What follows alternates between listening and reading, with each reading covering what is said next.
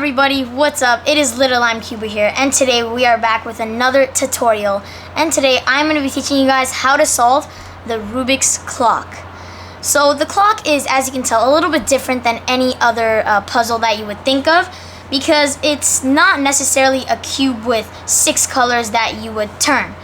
A clock is literally a clock with 9 clocks on each side. 1, 2, 3, 4, 5, 6, 7, 8, 9. And on both sides you have 9 clocks, which is 18.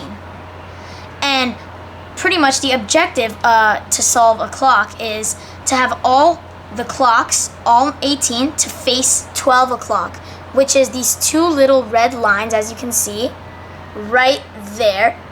Every single individual clock has that. And the objective is for all of them to face that. Now, the basics of knowing pretty much how to solve a clock is the pins and what I like to call the wheels, because it's easier to think of it as that.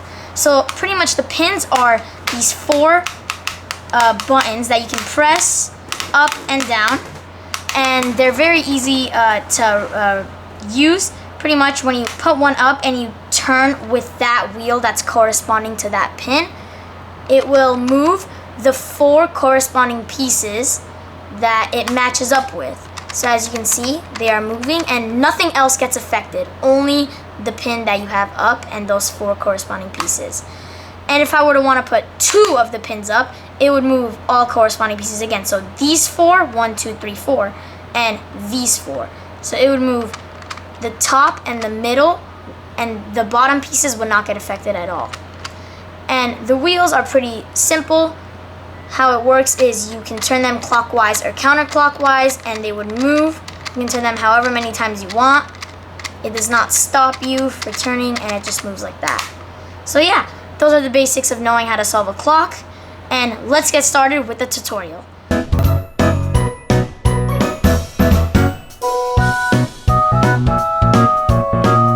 So the tutorial I'm going to be teaching you guys is the flip method, which is the beginner method on clock. So before we get started, we are going to be scrambling the clock. Scrambling it is very simple. Does not matter what scramble it is. You pretty much just turn any of the pins and just move that wheel, and then you put that one down and you bring up another pin and you want to move that one. So for the bottom right pin, I like to move it with my thumb because it's easier for me, and just turn it any times you want to scramble it. Same thing with all the other ones. Turn. Same thing with the top one. And then I like to get a little creative here and maybe put 2 up and turn them maybe a couple times. And then I would put 1 down and I would put another one up. Again, I would put another one down, another one up again. So pretty much going in a rotation. And once you do it with this side, you want to turn it around and obviously do it with the other side, because the corner pieces are mixed up, but not the cross pieces. So you want to mix those up. And what I like to do for this is immediately only have 2 up and just mix it however you want. Again, you put this down, this one up, going in a rotation. And once you have it all scrambled, it should look scrambled. It should not be looking like it's very close to being solved. And now let's get started with the tutorial. Now, there's around 3 steps, I like to say, on solving a clock. First step is solving the cross, which means aligning these pieces, these 5 pieces, 1, 2, 3, 4, 5, because it shapes like a plus or a cross. And then you turn the cube and you do that again with the next side, so I would call that step 2. And the last step is to connect all the corresponding pieces, and once you do that for one side, the other side will be solved. So without further ado, let's get started. So first thing you want to do, what I like to do is, I like to call this the centerpiece because it's in the center, and you want to connect the centerpiece with the top middle piece, because this piece is on the top and it's in the middle. So what you need to do for that is you need to bring up the bottom right pin, because that controls these 4. Now the central one is the only one that matters, so do not worry about any of the other pieces and only worry about that. And if I move it, it takes control of that piece, but it does not affect the piece that we're trying to move this to. So we want to bring this piece over there, so we would turn it 2 times and boom, they're matching, as you can tell. Very simple, pretty easy to understand. And now what you want to do, you want to get these two pieces to align, which is the center and top middle, to align with the middle right piece, because it's in the middle section and it's on all the way on the right. So to take control of these two pieces and not affect this one, you would need to put the top left pin up, because as you can see, if I move it, it only affects these two and not that. So you want to turn it as many times as you would need to until you see that it matches. And now you have 3 out of 5 of the crosses matched. Now you want to move these 3 pieces to align with this. You can also align it with this one, which is the bottom middle piece, but I like to do the middle left piece.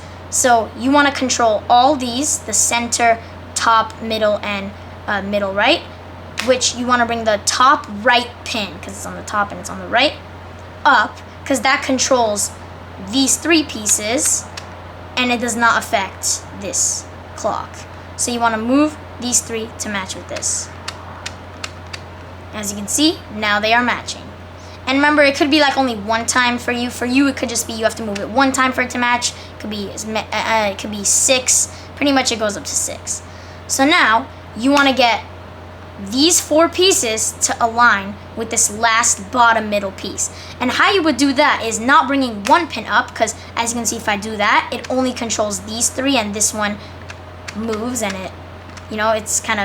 it becomes unsolved. So you want to bring this pin up, because then that controls all of these, and when you move it, this one doesn't get affected, only these. So now we want to move these 4 pieces, clocks, to align with this clock. So you move, and boom, aligned.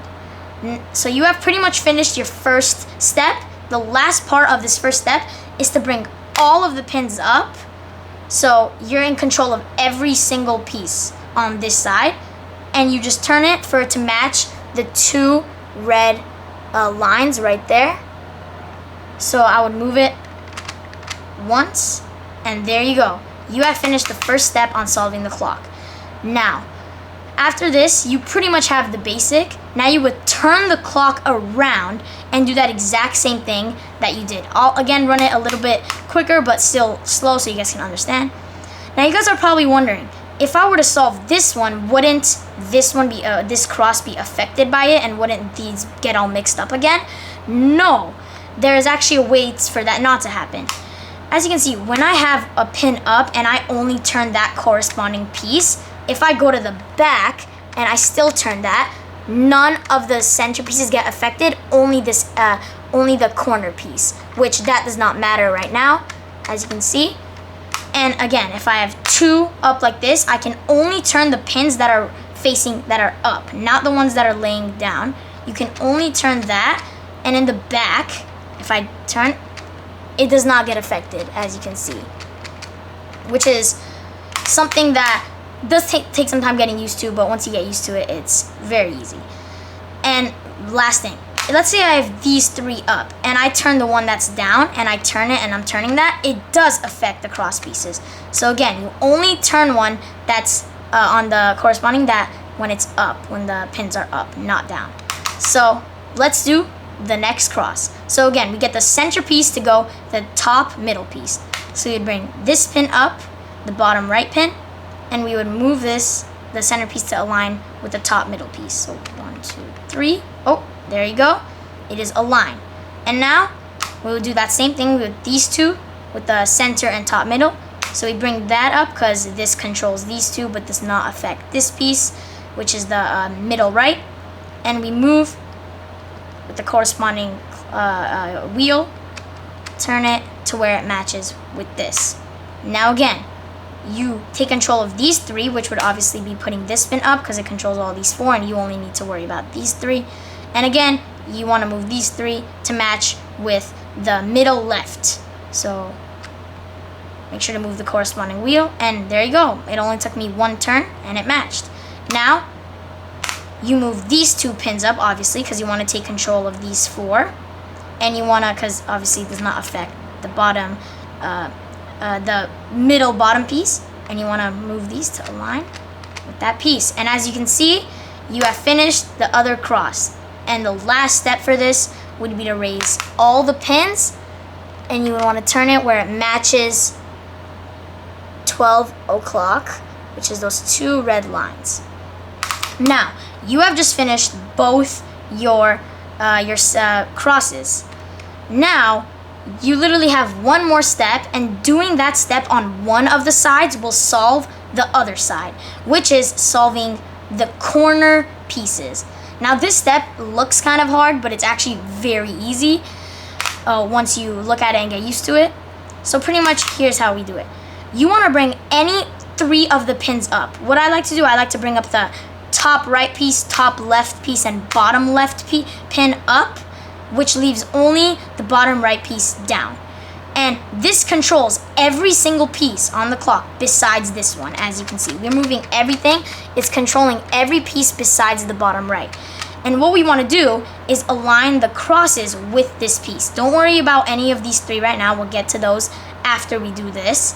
So only worry about aligning the cross with this piece. So you want to move it twice, and boom, we have the cross aligned with this. Now, you want to finish up the other 3. So what you do, you bring that pin that you just did, you bring that one up, and you put another one down. What I like to do is, again, go in a rotation. So I would bring this one up and bring the bottom left down. And then you do that exact same thing. You align the crosses with this piece, because everything is in control. This piece is the only one that's not moving. So you want to move it, and boom, it is aligned with that piece. And now, again, another rotation. So you would bring this one up, and I like to bring the bottom or the top left up, and you align all the pieces with the top left clock. So 1 only took me 1 time, and it is aligned. Now your last one. So everything is solved on this side besides that piece. So you want to bring this up, or sorry, put this pin down, and then bring this pin up. And as you can see, everything is in control besides this piece. So you want to move it until it matches with this, and you are pretty much done solving. All that's left to do is bring all the pins up, and you want to move it to where it aligns with 12 o'clock. So 1, 2, and you are done. Now you're probably wondering, wait, but the other side is not going to be solved. Nope, it is solved. So pretty much when you do the last step on one of the sides, it actually solves the other side, because all the corners, they're pretty much matching together, and they all move at the same time. So they will solve at the same time, and you have just solved your first clock. Thank you guys for watching the tutorial. Now, you're probably wondering, where did I get this clock from? It's blue. It's so cool. Well, you can get it from none other than speedcubeshop.com. It is the best cubing company, and you can use code EMIL to get 5% off your order. It is truly amazing. Awesome. Go to Speedcube Shop. This cube is the Chi-E, which is Xiyyi, Chi-E blue clock. And this will pop up. You will see the clock that is blue, that has the white clocks, and boom. Use code EMIL, get 5% off your order. Thank you all for watching, and if you guys want more tutorials like this, press the thumbs up button and comment what other tutorials you want to see. Thank you all for watching. Peace.